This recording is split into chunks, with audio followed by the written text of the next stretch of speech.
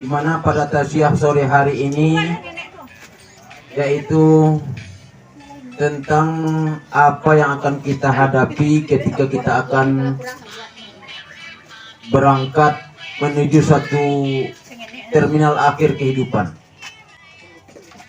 Maka kita kutip dari sebuah hadis yang diriwayatkan oleh Abu Hurairah radhiyallahu anhu, qala Rasulullah sallallahu alaihi wasallam, badirul a'mal sab'an.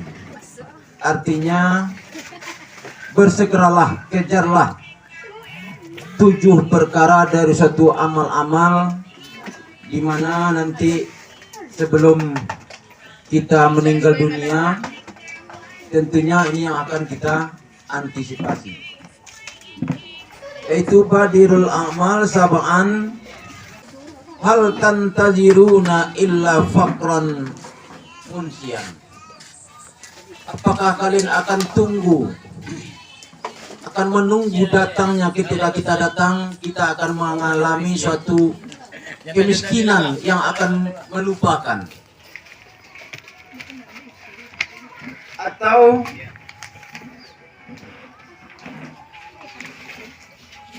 auginan mutghiyan, atau kekayaan yang akan datang kepada kita, tapi kekayaan itu akan membuat kita suatu kebanggaan,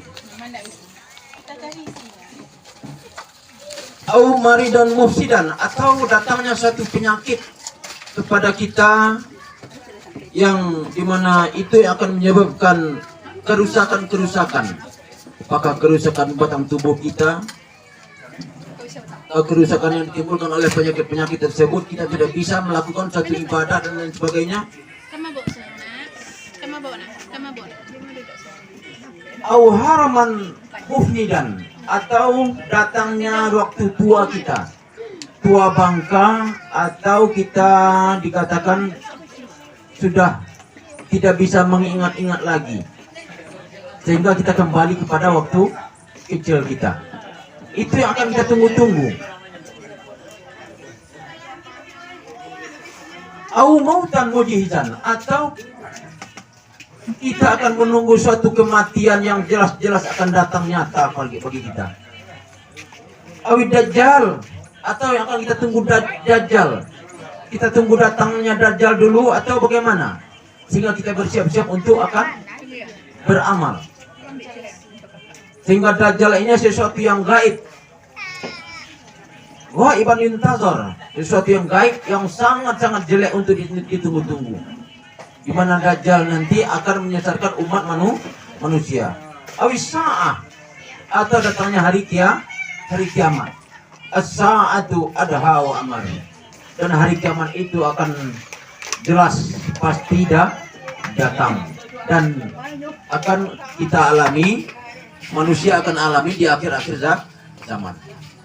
Dan jadi 7 perkara ini yang akan kita wanti-wanti selama kita hidup, sehingga kita tidak akan kehilangan kesempatan untuk beramal sehingga datang yang 7 ini. Kalau kita sudah dikatakan fakir, sudah jelas di dalam sebuah hadis dikatakan keadaannya guna fakran kufran. Jadi hampir-hampir orang yang fakir itu mendekati kepada kekufuran. Saking susahnya hidup, sehingga banyak orang-orang yang menawarkan sembako apa hingga bisa berubah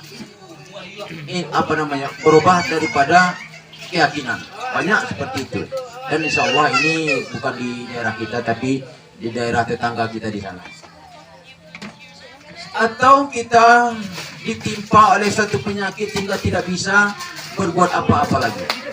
Apakah kita harus tunggu seperti itu baru kita beramal? Nah, ini. Jadi banyak hadis-hadis Rasulullah SAW yang menganjurkan kita untuk betul-betul mempergunakan kesempatan,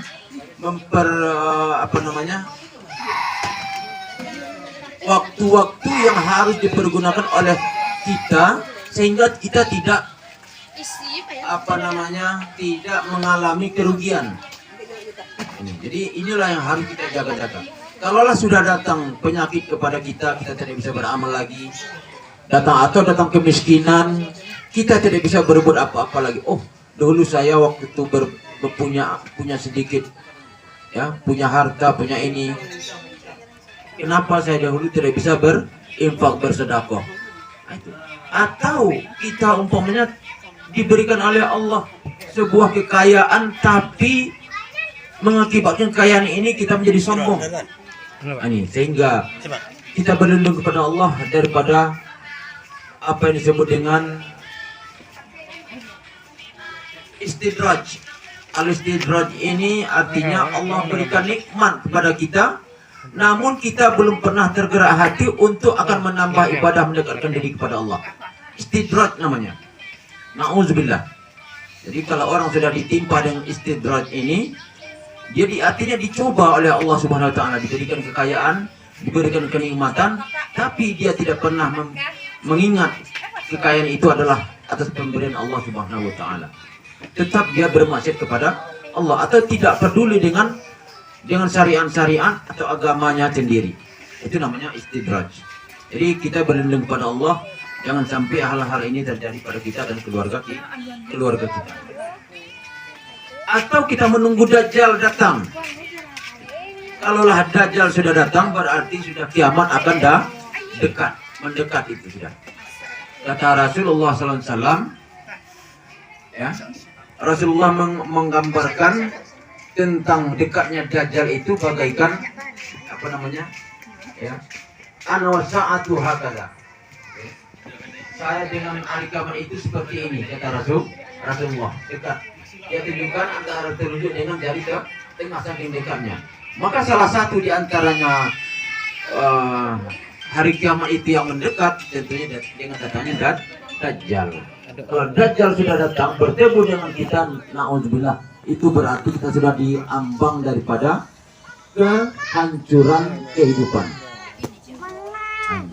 Sebabnya Dajjal, orang yang berjumpa dengan Dajjal itu adalah orang-orang yang kemungkinan besar itu orang yang akan betul-betul akan mengalami kiamat. Akan tetapi insya Allah apabila kita masih tetap istiqomah dengan agama Islam, istiqomah dengan kalimat la ilaha illallah, insya Allah kita tidak akan mengalami kiamat. Insya Allah. Kalau kiamat itu dikatakan datang, kapan kiamat itu? Iza dukkatil ardu dakkan dakka. Kalau telah ditiup, diguncangkan seguncang-guncangnya, dunia ini, bumi ini, isi perut bumi ini dimuntahkan semua. Ya, apabila ditiupkan sangkakala itu, maka mereka manusia ketika itu pada datang berbondong-bondong menghadap Allah Subhanahu wa taala. Artinya kita telah dihadapkan dengan sebuah mahkamah agung, mahkamah Allah yang nantinya pasti akan kita rasakan.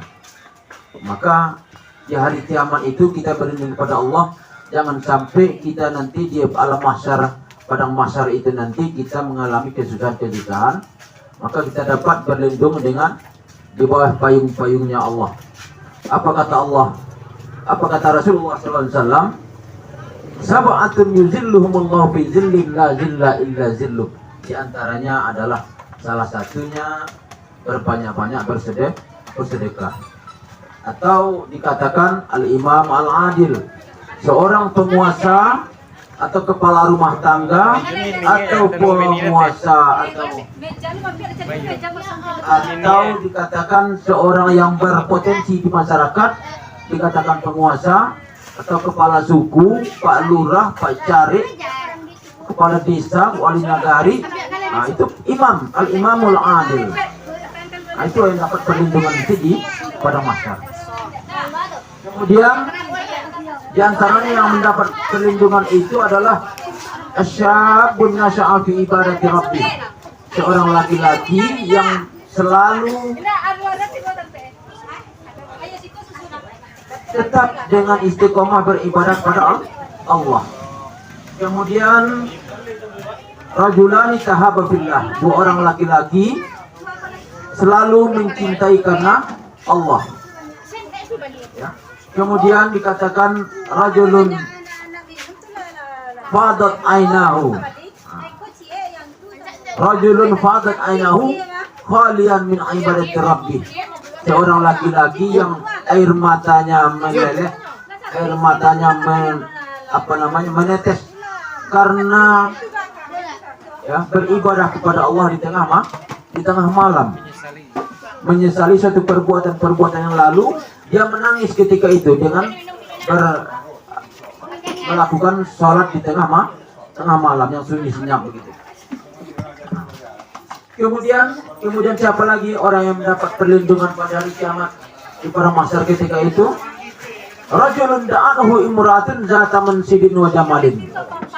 Seorang laki-laki yang digoda oleh perempuan dengan kecantikan atau dengan nasabnya. Anak si anu umpamanya, anak Pak Lurah, anak Pak Kepala Desa, anak Pak Camat, anak Pak apa, datang menggoda, tapi dia mengatakan ini akhafullah. Ini orang yang mendapat perlindungan nanti di padang mahsyar. Atau rajulun tasaddaqa bi sadaqatin, ya, la ta'lamu simaluhu ma tunfiqu yaminuhu. Seorang yang berinfak, bersedekah tanpa diketahui tangan